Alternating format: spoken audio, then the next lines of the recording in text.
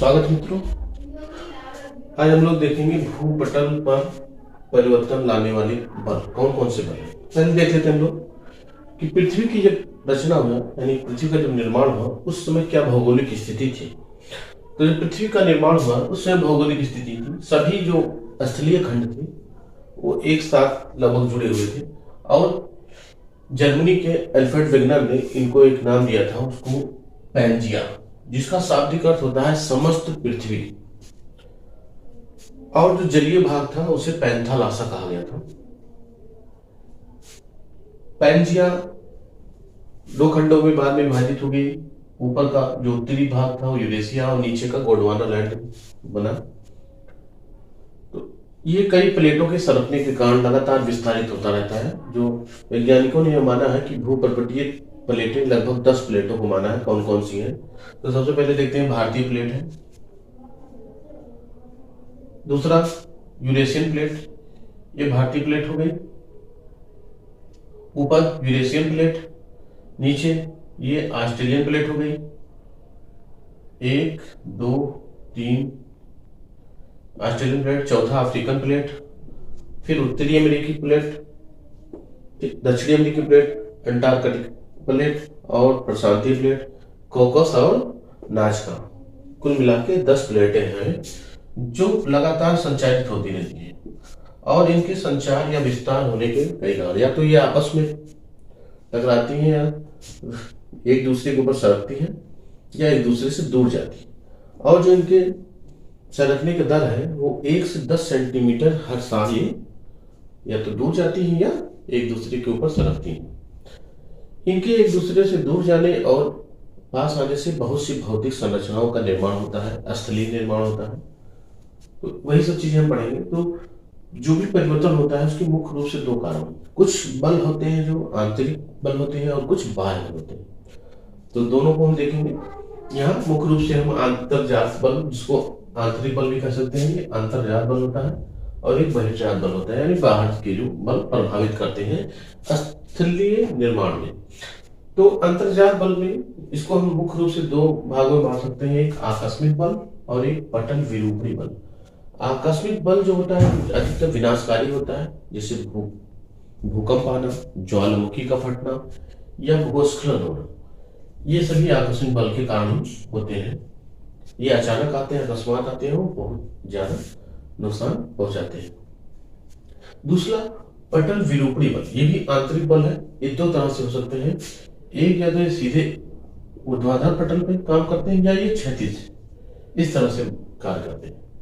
तो क्षैतिज और ऊर्ध्वाधर पटल विरूपणी बल को भी हम मुख्य रूप से 2 भागों में बांट सकते हैं। एक महादेशीय संचलन, जो महादेशी यानी महाद्वीप जो है उनका संचलन जो होता है, महाद्वीपों में जो उत्थान होते हैं और निर्गमन होता है, निमज्जन होते हैं, उन सबका कारण ये महादेशीय संचलन है। और महादेशीय संचलन होता है भूपर्वतीय प्लेटों के कारण। एक होता है पर्वतीय संचलन। पर्वतीय संचलन के कारण कई संरचनाओं का निर्माण होता है हमारी पृथ्वी पर। उनमें से मुख्य रूप से भ्रंश, तमाम भ्रंश घाटियों के बारे में हम लोगों ने पढ़ा है। नीचे देखते हैं कुछ उदाहरण। भ्रंश का निर्माण होता है, कभी कभी दरार का निर्माण हो जाता है, भ्रंश घाटी का निर्माण हो जाता है कभी कभी पहाड़ों पर। इस तरह का दरारें कभी कभी पड़ जाती हैं, इस तरह की दरारें पड़ जाती हैं। चटकने, क्रैक्स पड़ जाते हैं कभी कभी, बाद में दरारों का रूप ले लेती है। सम्मलन होता है कभी और कभी वलन हो जाता है, फोल्डिंग, और कभी एक के ऊपर एक का निर्माण होता है। तो सम्मलन और वलन, ये सब प्रक्रियाएं पर्वतीय संचलन के कारण है। भ्रंश, दरारें, चटकने, सम्मलन और वलन, फोल्डिंग। अब मुख्य रूप से जो महत्वपूर्ण है भ्रंश का निर्माण और वलन का निर्माण, ये दोनों महत्वपूर्ण देखते हैं। तो भ्रंश मुख्य रूप से 2 प्रकार के भ्रंश का हम यहाँ देख लेते हैं। जैसे सोपानी भ्रंश राइन घाटी में पाए जाते हैं, यूरोप की राइन घाटी में सोपानी भ्रंश पाया जाता है। भ्रंश घाटी को हम ग्रेबन भी कहते हैं, ये इंग्लिश वर्ड है ग्रेबन। जैसे अपने भारत में नर्मदा घाटी, ताप्ती घाटी, ये भ्रंश घाटी का उदाहरण। लाल सागर, बैकाल झील, ये भी भ्रंश घाटी के निर्माण के कारण घाटियां बन गई हैं और उसमें जल भर जाने के कारण इन झीलों का और सागरों का निर्माण हुआ है। वलन क्या होता है, फोल्डिंग हो जाती है, एक पेज का फोल्डिंग, तो उसको हम कहते हैं वलन। बा है उत्क्रम वलन का उदाहरण है पीर पंजाल श्रेणी जो है कश्मीर में, वो बा है उत्क्रम वलन है, बाहर से उत्क्रम वलन है, इसे कहते हैं बाह उत्क्रम वलन पीर पंजाल श्रेणी। ग्रीवा खंड कश्मीर में ही ग्रीवा खंड है, इस तरह से बना हुआ है, यहाँ पे आधा, उसे ग्रीवा खंड कहा गया है। सम्मित वलन, ये स्विट्जरलैंड के जोरा पर्वत में सम्मित वलन देखा जा सकता है, सिमेट्रिक फोल्डिंग कहते हैं इसे। एक दिग्नत वलन, जो महान ग्रेट डिवाइडिंग रेंज है ऑस्ट्रेलिया में, उसे एक दिग्नत वलन के रूप में जाना जाता है। समनत वलन, जो पाकिस्तान में काला चिंता पर्वत है उसमें समनत वलन पाया जाता है। तो ये रहे महत्वपूर्ण जो अंतर्जाल बल के कारण इन सब का जो निर्माण होता है, आकस्मिक बल के कारण ये विनाशकारी निर्माण होता है, और ये सभी निर्माण होते हैं भ्रंश, दरार, चटकने, सम्मेलन और बल। महत्वपूर्ण यही है। भ्रंश घाटी भारत में कौन कौन सी है, ये भ्रंश घाटी वलन इंपॉर्टेंट है। इसमें जोरा पर्वत बहुत बार पूछा गया है, और जो भारत से संबंधित है जैसे पीर पंजाल और ये ग्रीवा खंड, ये महत्वपूर्ण है। अब हम देखते हैं बहिर्जात बल, यानी बाहर से कौन कौन से बल हैं जो स्थल निर्माण में अपना प्रभाव छोड़ते हैं। तो बाहर के बल जैसे नदियों का जल प्रवाहित होता है तो कई प्रकार की संरचनाओं का निर्माण पृथ्वी पर होता है।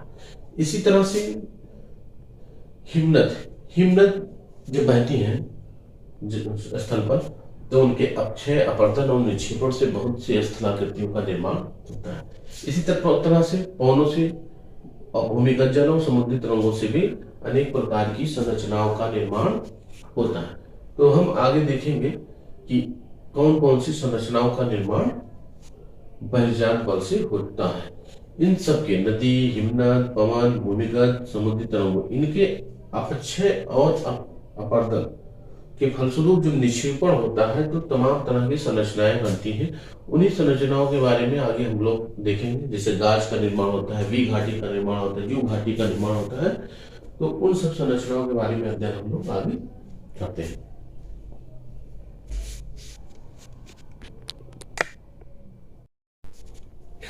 देखते हैं बहिर्जात बल से जो है, यानी नदी, हिमनद, पवन, भूमिगत जल, समुद्री तरंग, नदी से, पवन से, हिमनद से, भूमिगत जल से और समुद्री तरंगों से, इनके अपरदन से क्या निर्मित होता है, इनके निक्षेपण से। तो दो चीजें देख लेते हैं यहाँ, अपक्षय, अपरदन और निक्षेपण क्या होता है। अपक्षय, जब कोई पहाड़ या पर्वत अपने तापमान, दबाव आदि कारकों के कारण अपने स्थान पर ही इसमें क्षय होता है, टूट जाती है, तो इनका ये अपक्षय कहलाता है। और ये जब किसी जल, वायु आदि के द्वारा एक स्थान से दूसरे स्थान में बाहर ले जाए जाते हैं तो उनको अपरदन कहा है, अपरदन। और कहीं इकट्ठा होना, जो एक जगह एकत्रित होते हैं जहां पे, उसे कहते हैं निक्षेपण। तो तीन चीजें हैं इसमें देखना है ध्यान से। अपक्षय, अपने स्थान पर ही क्षय हो जाना, टूट जाना। अपरदन, एक स्थान से दूसरे स्थान पर चले जाना, चाहे हवा के कारण, जल के कारण, हिमनद के कारण, समुद्री तरंगों के कारण आदि कारणों से अगर एक स्थान से दूसरे स्थान पे उसी जो पहाड़ के टूटे हुए कण है एक जगह से दूसरे स्थान पे जाते हैं तो वह प्रक्रिया अपरदन कहलाती है। और जिस स्थान पर एकत्र होते हैं उसे निक्षेपण कहते हैं। तो इस तरह से अपरदन से और निक्षेपण से बहुत सी रचनाओं का निर्माण होता है, स्थलाकृतियों का निर्माण होता है। तो उन सब चीजों के बारे में देखेंगे जो महत्वपूर्ण है, उनको हम टिक करेंगे, ध्यान दीजिएगा। जैसे नदी एक बहिर्जात बल है, इसके कारण स्थल पे बहुत सी आकृतियों का निर्माण होता है नदी के कारण, जैसे वी घाटी का निर्माण होता है। नदियां जब बहती हैं तो वी घाटी का निर्माण करती है, ऐसे बहते हुए जब जैसे जैसे नदी पुरानी होती जाती है ये वी घाटी यू घाटी का रूप लेती है, ये बढ़ता जाता है अपने साथ लाए हुए गादों के कारण, निक्षेपण के कारण ये बढ़ता जाता है और ये बढ़ता चला जाता है और यू आकार ले लेता है इस तरह से। तो वी घाटी का निर्माण होता है, गार्ज का निर्माण होता है, कैनियन ये इंपॉर्टेंट है, गार्ज, कैनियन, जलप्रपात, नदी विसर्ग।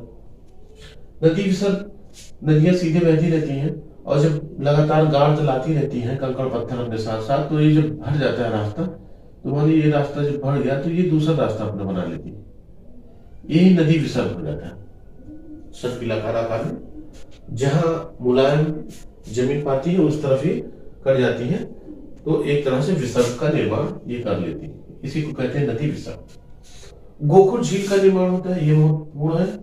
सोपान, छिपिलिका और वेदिका और समतल स्तरीय मैदानों का निर्माण यानी पेनी प्लेन का निर्माण भी ये नदियों के द्वारा होता है। यही स्थिति निक्षेपण से होता है। निक्षेपण से फिर क्या होते हैं, जलोढ़ शंकु का निर्माण होता है। तो नदी वाला सबसे महत्वपूर्ण है कि पूछा जाता है बनाया वी घाटी का निर्माण किसके कारण होता है, तो ये ऑप्शन में ये रहते हैं चार इनमें से कोई। गार्ज का निर्माण, कैनियन का निर्माण, जलप्रपात का निर्माण, नदी विसर्ग का निर्माण, गोखुर झील का निर्माण, छिपिलिका का निर्माण और समतल मैदान। जलोढ़ शंकु का निर्माण इनके निक्षेपण से होता है। जलोढ़ पंख का निर्माण होता है। नदी विसर्ग, गोखुर झील हमने देख ही लिया। डेल्टा का निर्माण भी इन्हीं के कारण होता है। नदियों द्वारा लाए गए जलोढ़ मिट्टी आदि के कारण जमाव से डेल्टा का निर्माण होता है।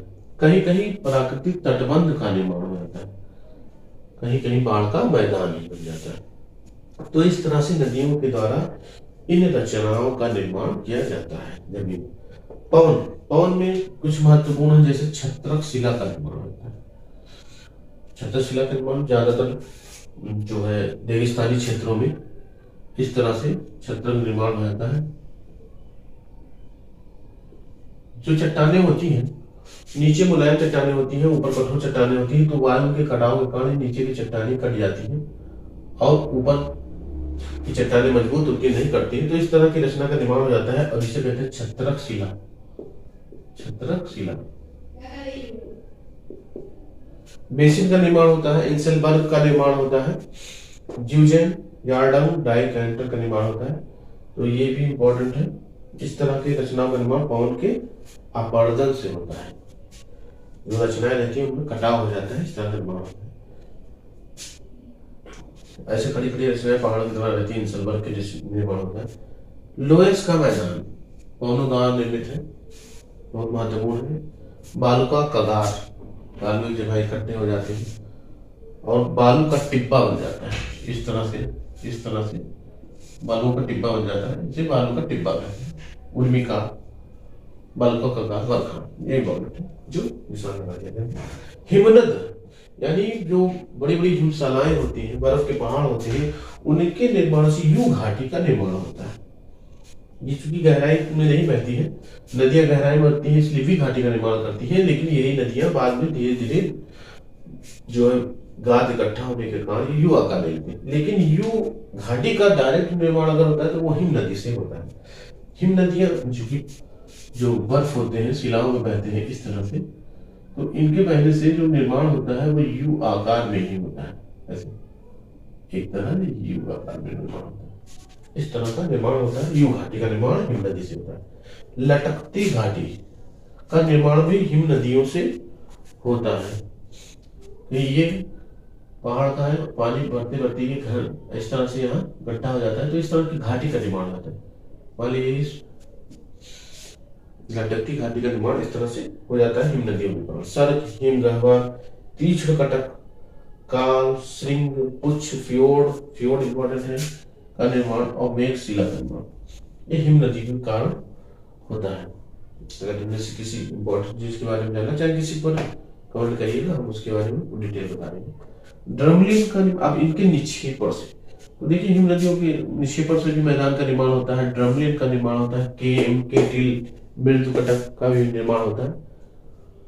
अब भूमिगत जल है, भूमिगत जल के कारण कई रचनाओं का निर्माण होता है जो जमीन के अंदर पाए जाते हैं, तो इनके निक्षेपण से ज्यादा महत्वपूर्ण है। इसमें देख लेते हैं घोल रंध्र। भूमिगत जल से जमीन के अंदर तमाम छिद्र बन जाते हैं जो मुलायम होती हैं, जैसे खड़िया मिट्टी वगैरह घुल जाने से छिद्र का निर्माण, रंध्र का निर्माण होता है, इसीलिए इसे कहते हैं घोल रंध्र। इस तरह से युवाला का निर्माण होता है। कंदराएं बन जाती हैं भूमिगत जल के कारण, अंदर गुफाओं का निर्माण हो जाता है। डोलाइन, पोल्जे, लेपीज, कास्ट झील। इधर से कास्ट झील अंदर की तरफ जो झीलों का निर्माण हो जाता है भूमिगत जल के कारण, उसरुत कुआं या इसे धरती तोड़ कुआं भी कहा जाता है। धरती तोड़ या धरती तोड़, ये ज्यादातर उत्तराखंड में, अपने भारत के उत्तराखंड में पाए जाते हैं। धरती तोड़ या पाताल तोड़ कुएं, इंपॉर्टेंट ही पूछा गया कई बार, कहाँ पाए जाते हैं? उत्तराखंड में पाए जाते हैं। कास्ट झील, प्राकृतिक पुल का निर्माण भी कभी कभी ये भूमिगत जल कर देती है। और अंधी घाटियों का निर्माण भी होता है, ये इंपॉर्टेंट है। अंधी घाटियों का निर्माण भूमिगत जल कर देती है, पता ही नहीं चलता, जल के अंदर जो है अंधी अंधी घाटियां बन जाती है। ऐसे ऊपर से जल नदी रहती है, पता ही नहीं चलता कि अंदर घाटियों का निर्माण हो चुका है। ये है। इसी तरह से कभी कभी प्राकृतिक पुल का निर्माण ये भूमिगत जल कर देती है कि ये जल जिसका जमा होते होते प्राकृतिक जल, भूमिगत जल जो है वो नीचे गादों को इकट्ठा कर देती है और पुल का निर्माण कर देती है। इसमें सबसे महत्वपूर्ण जो है, इनके निक्षेपण से स्टेलेक्टाइल, स्टेलेग्माइट और कंदरा स्तंभ का निर्माण होता है। स्टेलेक्टाइल क्या होता है और स्टेलेग्माइट, तीनों को हम देख लेते हैं ध्यान से। तो गाद के गिरने से ये इन रचनाओं का निर्माण हो जाता है। स्टेलेक्टाइट, कभी कभी इनके लटकने से इस तरह की रचनाओं का निर्माण हो जाता है, तो स्टेलेग्माइट कहते हैं इस तरह से। और कंदरा स्तंभ का निर्माण कभी कभी हो जाता है, ये दोनों जुड़ जाते हैं कहीं मिलकर और इस तरह से स्तंभ का निर्माण हो जाता है। तो ये स्टेलेक्टाइट, स्टेलेग्माइट और कंदरा स्तंभ का निर्माण इस तरह से होता है। तो तीनों इंपॉर्टेंट है, इसमें से पूछे भी गए कई बार प्रश्न।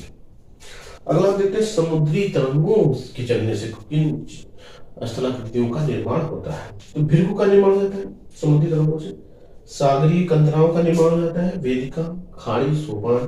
तो जैसे बंगाल की खाड़ियां देखिए, समुद्री तरंगों के कारण खाड़ियों का निर्माण होता है। तो कुछ चीजें देख लेते हैं, जैसे समुद्री तरंगों के कारण, मानिए कोई पहाड़ है, ये इस तरह का पहाड़ है और समुद्र की तरंगों के कारण चलने के कारण कभी कभी इनमें एक कटाव हो जाता है और इस कटाव के कारण इस तरह का निर्माण हो जाता है, ये इतना कट जाता है। तरंगे यहाँ तक आती है, इसको काटती रहती है, तो इतना कटने के कारण पहाड़ इस तरह से लटका हुआ आता है, श्रृंगभृंग का निर्माण होता है। कंदराओं का निर्माण इसी में आगे करते हुए कभी कभी गुफाओं का रूप ले लेती है, इस तरह से गुफाओं का रूप ले लेती है। बाद में वहां चल नहीं जाता है, तो सागरी कंदरा यानी गुफा का रूप ले लेती है। वेदिका है, खाड़ी है, इस तरह से समुद्री तरंगों से निर्माण होते हैं, बहुत ज्यादा विस्तृत नहीं जाने के होते। पुलिन का निर्माण उनके जमाव से, पुलिन, रोधिका, रोध, स्पिट, हुक, टोम्बोलो, लूप आदि का निर्माण समुद्री तरंगों के कारण होता है। आगे फिर आगे मिलेंगे अगले वीडियो में अगले टॉपिक के साथ। धन्यवाद।